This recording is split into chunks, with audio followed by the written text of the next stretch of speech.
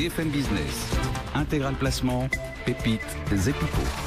Il a de grosses ambitions lui aussi pour votre portefeuille boursier. Vous aider à le faire fructifier avec des valeurs à fort potentiel. C'est Eric Lewin en direct avec nous depuis la Bourse au quotidien. Bonjour Eric. Bonjour messieurs. Vous recommandez régulièrement à nos auditeurs, nos téléspectateurs des valeurs sur lesquelles vous êtes à l'achat, des valeurs dans lesquelles vous croyez. Et cette semaine, vous nous proposez le titre OB. Pourquoi OB ?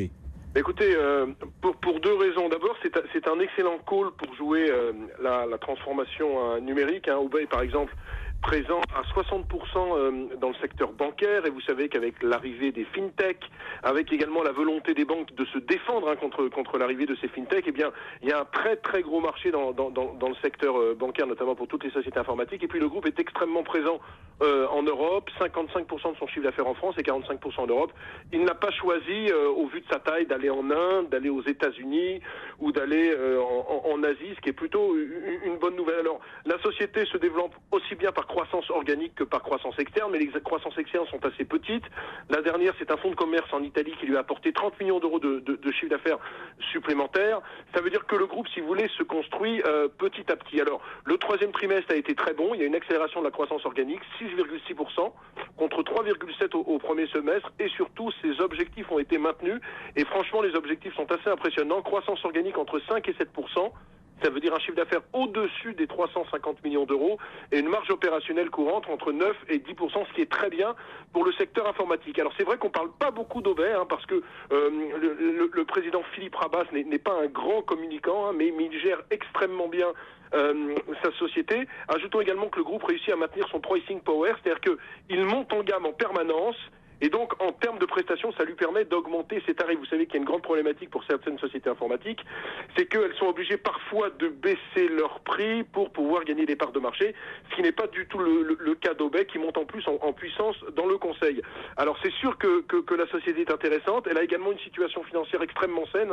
On a une trésorerie nette de 4 millions d'euros. Pourtant, la société a multiplié les croissances externes, mais c'est encore des croissances externes ciblées. Et si vous voulez, c'est un secteur pour OB sur lequel ils ne vont pas faire de grosses opérations structurantes, parce que vous savez que dans l'informatique, souvent 1 plus 1 n'égale pas 2. Eux préfèrent faire 1 plus 0,2, ça leur fait 1,3, si vous comprenez mon calcul. Alors, finalement, en termes de ratio, la valeur n'est pas très chère. Quand on regarde la valeur d'entreprise rapportée aux résultats opérationnels, on est sur des niveaux de 12. Moi, mon sentiment, c'est qu'on peut aller voir tranquillement les 40 euros sur le dossier.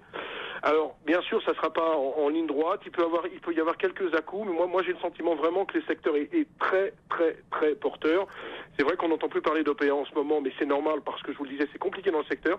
Mais moi, je suis vraiment assez positif sur la valeur et je vise donc 40 euros sur OB. Objectif 40, vous croyez plus dans un titre comme OB, par exemple, moins connu qu'Atos. Atos qui, justement, a publié il y a quelques jours et qui, pour le coup, a plutôt déçu. En tout cas, le titre a été sanctionné. Vous estimez que le potentiel, maintenant, il est plus sur les plus petites valeurs dans ce secteur ? Un dossier comme Atos est extrêmement bien valorisé. C'est vrai que la publication a été très bonne, mais elle a peut-être pas été aussi bonne que les analystes l'espéraient. Moi, je préfère pour l'instant jouer des plus petits dossiers. Moi, j'ai le sentiment que sur Capgemini, sur Atos, c'est des très beaux dossiers. J'ai l'impression qu'elles sont quand même à leur prix au cours actuel et qu'il y a peu de potentiel. Il y en aurait peut-être, si vous me permettez, sur Sopra, où il y a peut-être encore 5 à 10% à gagner, mais voilà.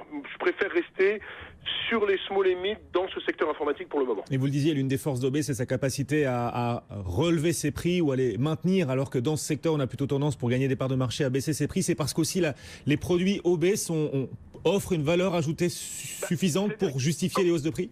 Quand vous montez en gamme, Guillaume, en termes de prestations, notamment dans tout ce qui est la transformation numérique, vous pouvez vous permettre d'augmenter le prix, ce qui n'est pas le cas dans le service informatique classique. Et donc, c'est une des grandes particularités d'OB, comme ça peut l'être, par exemple, comme dans des groupes dans le conseil, comme Solucom ou encore Devoteam, qui eux aussi arrivent à augmenter leur prix sans que les clients les fuient et aillent vers d'autres concurrents.